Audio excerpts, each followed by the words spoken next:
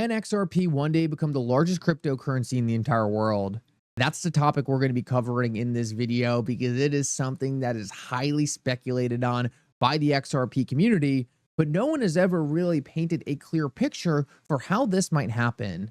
In this video, I want to break down exactly how XRP can one day surpass Bitcoin, and it actually might be a lot more probable than many of you think. Like always, your support means so much to this channel. Thank you to everyone who takes the time to like these videos and subscribe to the channel. These two simple things really do help me out so much. Also, if you ever need a place to buy some XRP, make sure to check out my favorite exchange Uphold down in the description of this video. With that said, let's jump right into it, and I hope you guys enjoy the content. So I want to start out this video and just give you guys some historical context for why this is such an interesting topic, and then move into exactly how this disruption or flippening could actually take place. So to start off, it's important to understand that Bitcoin has really always been the #1 market cap cryptocurrency out there. It was the first cryptocurrency ever created and has always sat in that #1 spot. Now, to date, the thesis behind XRP hasn't really materialized. What do I mean by that? Well, the main claim for investing in XRP is that underlying utility, that underlying promise that XRP will be useful in the next generation financial system. Right now, the cryptocurrency market has really only been driven by speculation, and therefore the cryptocurrencies that are being speculated on the most tend to be the things that rise in price the most.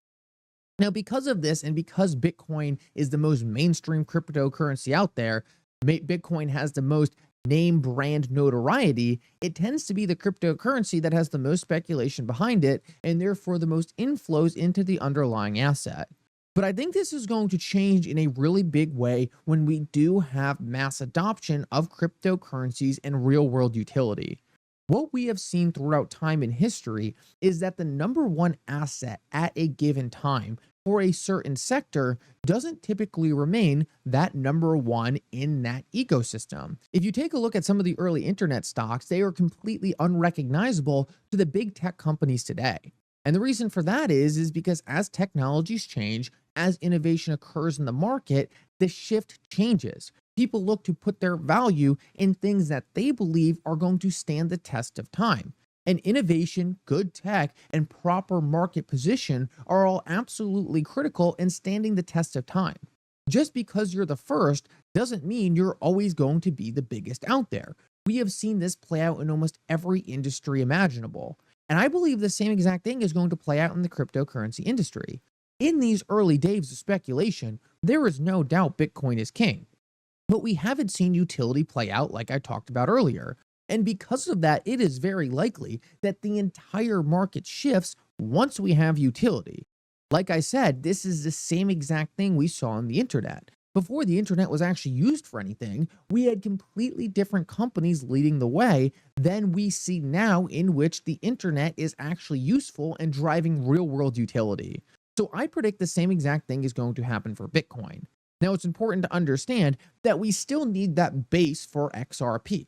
We still need XRP to be fueled by speculation. Because to be completely honest with you, we don't know what's going to add more value over the long run. Is it going to be utility or is it going to be speculation? My own guess is that utility is going to be more significant, but it's very possible that speculation is still massively important to driving price. Take a look at Bitcoin. It's at $1 trillion. It's not really used for real world banking utility, but it's still very, very impressive in the amount of market cap it was able to capture. I want to show you this video real quick. This is between Jack Mallers and Peter Schiff. And I want you to listen to this conversation because it is absolutely fascinating in breaking down just how a digital currency in itself is inherently valuable. This is so important to understand because after you listen to this, you are going to understand that nothing Jack says here really makes Bitcoin that special.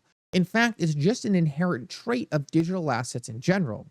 And when you take an asset like XRP that has deep fundamental utility and being integrated with large banking partners, large central governments, and large institutions, you can take everything Jack says here about Bitcoin, apply it to XRP, and really make a case why XRP should be a far more valuable asset.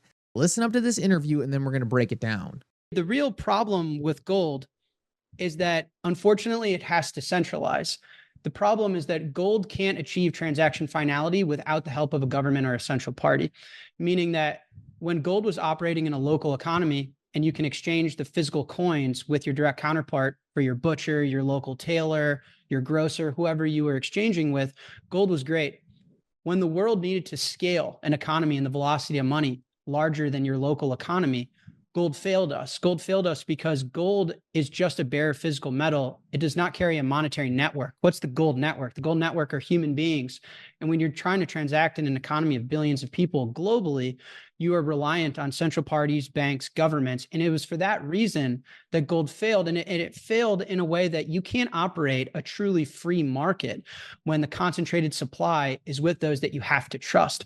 And so that's fundamentally what Bitcoin solved, is that you are able to create a scarce bearer instrument and a network that can achieve finality in transactional settlement without the reliance on any government or central party. So that, I think, is extremely, that's really the core issue of why gold's been demonetized since.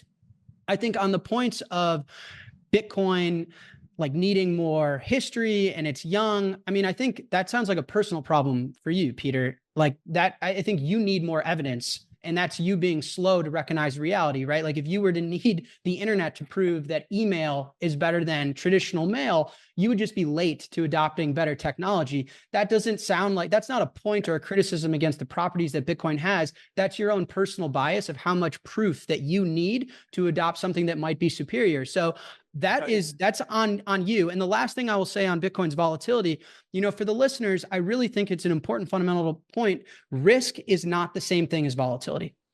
Risk refers to the probability of a permanent loss of capital. Risk would be that the Bitcoin code or the Bitcoin network outright fails.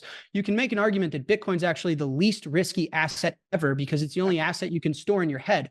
Bitcoin is, however, extremely volatile. And I will admit that, but that's a pro. Volatility is the frequency or like the magnitude of which the price fluctuates. And so Bitcoin, hold on. I'm almost done. I promise, 30 seconds. The point here, David, is that Bitcoin has to be volatile because the asset is inelastic.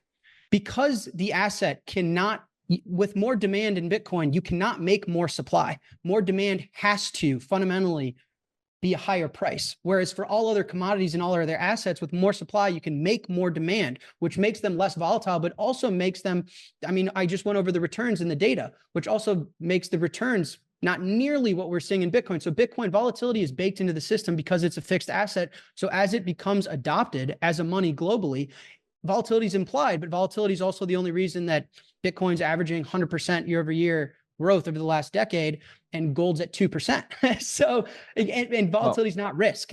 Because Bitcoin's volatile, it doesn't make it risky. It makes it an opportunity. So let's just start off and say that was not the best moment for Peter Schiff. He kind of got annihilated there. And I think Jack did an excellent job.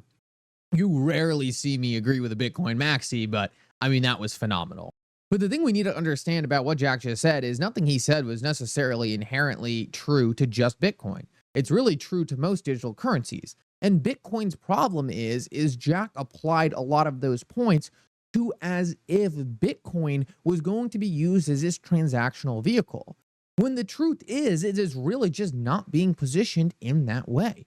Bitcoin is really just turning into the same thing gold was, this thing that people hold on to, never move around, and just store because moving it has become so impractical and burdensome. That's one of the biggest issues with Jack's argument. He really makes a better argument for something like XRP. The big problem with Bitcoin is it's just never going to have the features inherently critical to building a new monetary network. The XRP ledger has those features in it. It has a decentralized exchange built into it, automated market makers, decentralized ID, fallbacks, token issuance. All of these things are absolutely critical in actually building the system that Jack makes it sound like is being built on Bitcoin. But the reality of the situation is it's really not. What Bitcoin really is just a store of value asset just like gold. And while the inherent properties of Bitcoin probably make it a better store of value asset than something like gold, I know there's going to be a lot of disagreement in that in the comments, but let's take Jack's point for what it is here. There's nothing about XRP that doesn't make it the same exact thing, if not better. XRP is deflationary. Bitcoin isn't. XRP, there's a set amount in the ecosystem. Bitcoin technically is increasing until it hits that hard cap. So XRP is just as much sound money as Bitcoin is, if not better sound money than Bitcoin. And for that reason, it really comes down to which currency is going to be more widely adopted, Bitcoin and XRP. And this is when we come back to what we talked about in the intro of the video. What is going to lead to that long-term adoption? What is going to lead to staying power in the world? In my opinion, that staying power is going to be utility, because people are going to keep holding their Bitcoin and people are going to keep storing their value in Bitcoin. But if they are just holding their value in Bitcoin and never interacting with it, it slowly removes itself from the public eye because people aren't actually interacting with it and using it on a daily basis. I believe what Ripple is doing with XRP and positioning XRP as that decentralized neutral liquidity for the entire financial system puts it in a place of extreme relevance and importance in the financial system.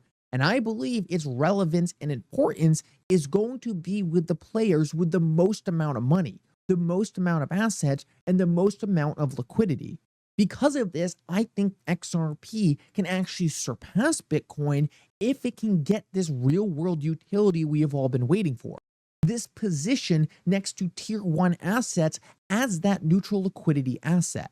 And it's because it can be used, it can be useful, and it can be complementary to the system as we have it today. I don't see Bitcoin achieving that. I always see Bitcoin being very important as a store of value, especially to individuals. But I don't see it having that monetary impact, that criticalness that XRP can one day achieve. So where the market sits right now, there's no question that Bitcoin's the leader. But I think that lack of utility, that lack of integration with the system as we know it today is ultimately going to allow something like XRP to achieve more relevance in the world and become a more important asset that's going to allow more capital to flow in over the long run. In the same exact way, the biggest companies of the internet bubble aren't the biggest companies today. I think the same will be true for cryptocurrencies. Guys, thank you so much for coming. And for now, Mickle out.